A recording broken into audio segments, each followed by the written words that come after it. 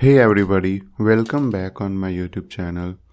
आज हम लोग क्या पढ़ेंगे? आज हम लोग पढ़ेंगे बिहार स्पेशल के सीरीज़ में 70th बीपीएससी के लिए बिहार में मिट्टी। बिहार की मिट्टियों को किस हिसाब से बीपीएससी एग्ज़ाम में पूछती हैं, सबसे पहला पॉइंट हम लोग का यही रहेगा समझने के लिए। तो बीपीएससी के पैटर्न के हिसाब से अगर हम लोग देखें तो बीपीएससी ना जनरली दो तरीक़ों से बिहार की मिट्टी से क्वेश्चंस पूछ सकते हैं। पहला तो ये क्वेश्चन बन सकता है कि कौन सी मिट्टी कौन से डिस्ट्रिक्ट में है, इसका मैच। ठीक है, कौन सी मिट्टी कौन से डिस्ट्रिक्ट्स में है, इसके मैच।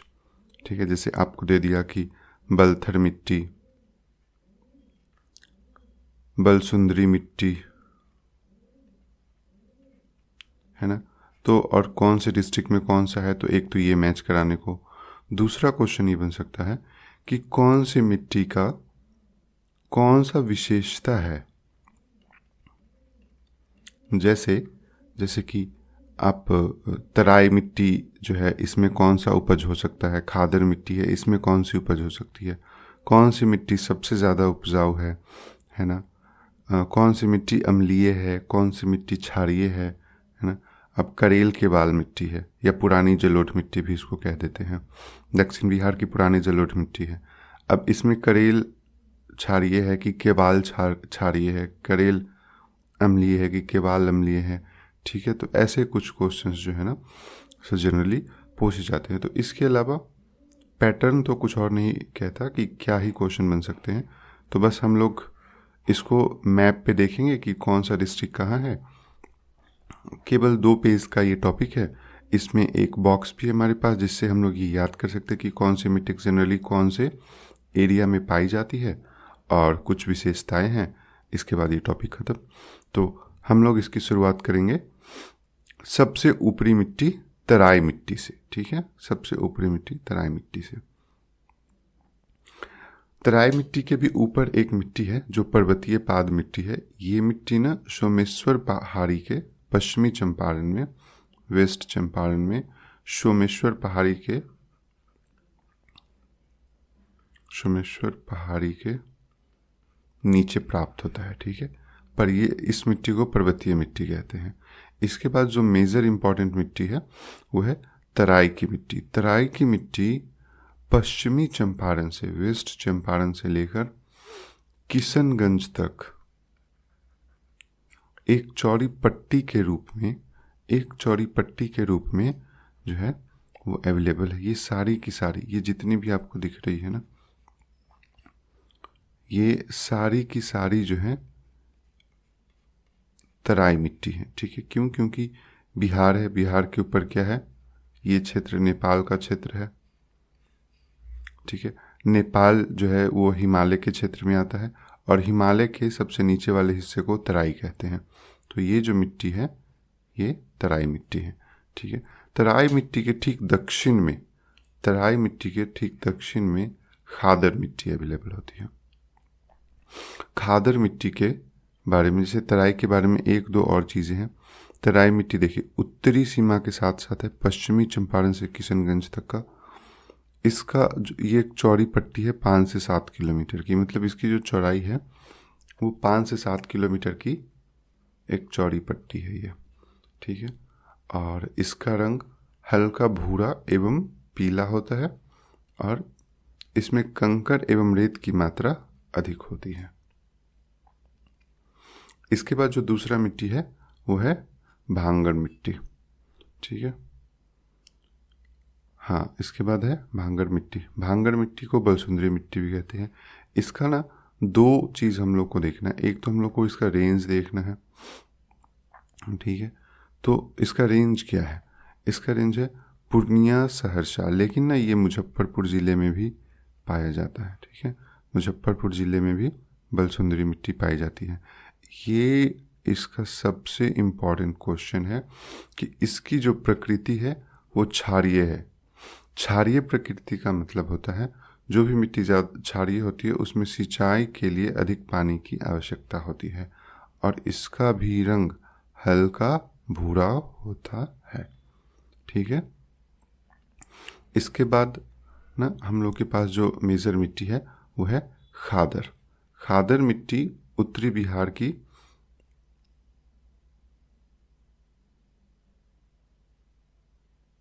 ये इसका रेंज गलत है, ये ना यहाँ से है, ये ना यहाँ से है।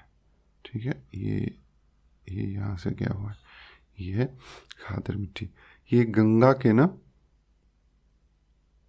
ये गंगा के ठीक ऊपर और भांगर के नीचे वाले, दक्षिण में भांगर के नीचे, ये भांगर है, इसके नीचे खादर मिट्टी है और ये गंगा है। ये जो नदी है ये गंगा है।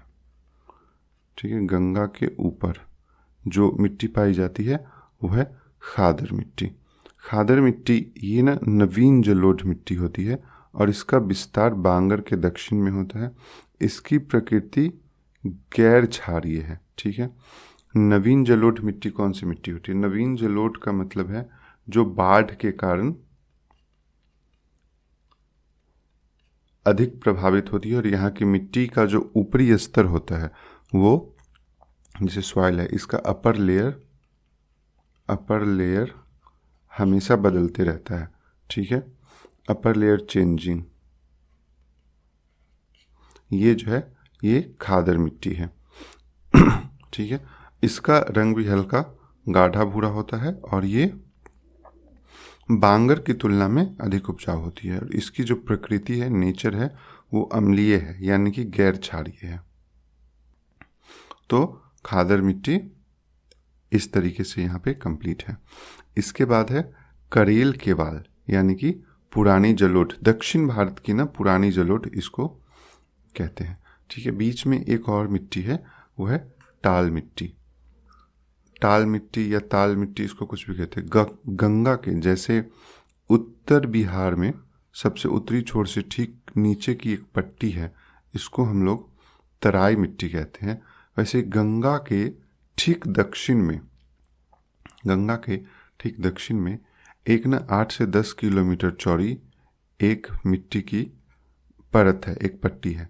ठीक है, ये मोटी कण वाली मिट्टी होती है और खरीफ फसल के लिए ना ये उतना अच्छा नहीं माना जाता। हालांकि ये मिट्टी उर्वरक है, उर्वरता बहुत है इस मिट्टी में क्योंकि नदियों के किनारे है ना, लेकिन खरीफ फसल में ये मिट्टी अच्छी नहीं होती। हल्की सी दलदली होती है ये मिट्टी, हल्की सी दलदली होती है। ठीक है, तो ताल मिट्टी का ना सबसे 1-2 बार ये क्वेश्चन पूछा भी जा चुका है। ताल मिट्टी जो है वो कहाँ पे है? तो गंगा के ठीक दक्षिण में एक चौड़ी पट्टी है 8 से 10 किलोमीटर का, वहाँ पे ताल मिट्टी पाई जाती है। ठीक है, कंप्लीट। अब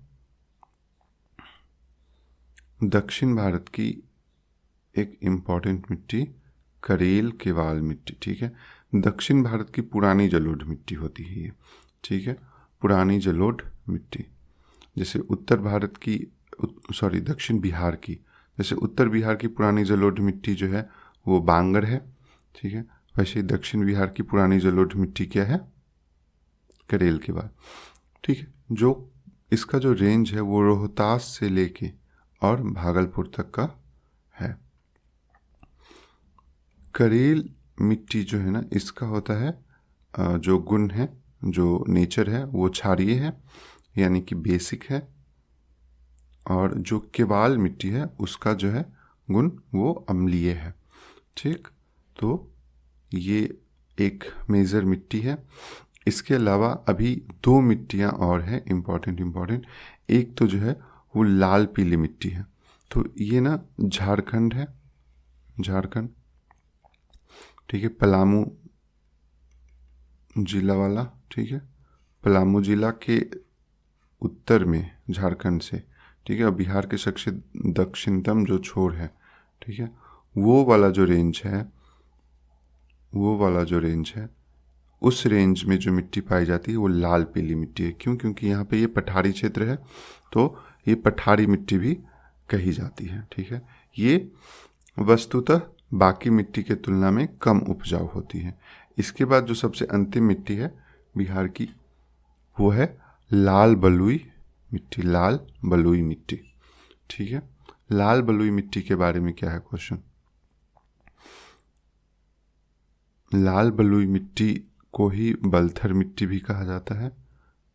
ठीक है, ये कैमूर से राजमहल तक के क्षेत्र में जनरली पाया जाता है और ये 8 से 15 किलोमीटर की एक चौड़ी पट्टी है। ठीक है, इसकी उर्वरता कम होती है और इसकी प्रकृति भी अम्लीय होती है।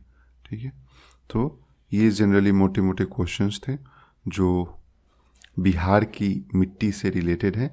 अभी इसमें जैसे हम लोग के पास एक बॉक्स है तो हम लोग को ये तो याद होना ही चाहिए कि सबसे ज़्यादा ना क्वेश्चन पूछे जाने की प्रोबेबिलिटी होती है कि कौन सी मिट्टी कौन से क्षेत्र में, कौन सी मिट्टी कौन से क्षेत्र में।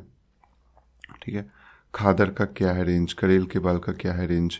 ठीक है, तो आप ना इस इमेज से, इस मैप से एक मोटा मोटा आइडिया रख सकते हैं कि जैसे हाँ ताल बोला तो ठीक है, तो गंगा के ठीक दक्षिण में है, तो अगर आपको डिस्ट्रिक्ट्स का नाम दे दे तो आप करीब करीब याद रख सकते। क्या पटना छुएगी, हाँ छुएगी।